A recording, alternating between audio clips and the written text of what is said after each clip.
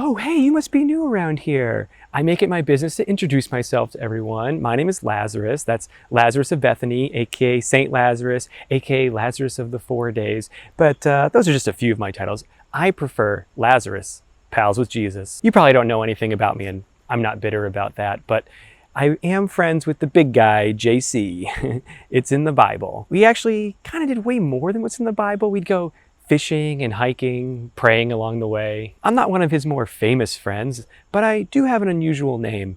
Literature, comic books, movies, music, all things that use the name Lazarus as shorthand for something expected to rise from the dead. You know why? I was dead for 4 days and then Jesus brought me back to life. You probably don't know anything about me though, but I'm not bitter.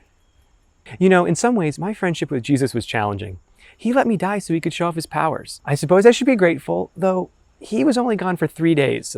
Sometimes we kid around that he was just gone for a measly 72 hours. Now, he does deserve credit for being crucified, and, well, I was just feeling a little ill, but I wasn't in charge of how I died. You know, some people were actually pretty pissed with Jesus. Not me. I'm not bitter. But my sister, she was mad. She wrote to him on my deathbed, and he said he would try to come by in a couple of days.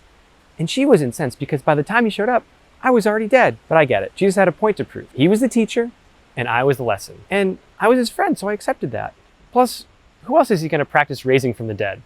I lived another 30 years after that resurrection. A pretty good run. It's too bad I never could smile again that whole time. Too busy thinking about the 4 days I spent in hell. Yeah, that hell. Jesus hadn't opened the gates to heaven yet. Now, I know this is going to sound crazy, but that is when hell was really bad. Satan did not like what Jesus was up to. He was bitter.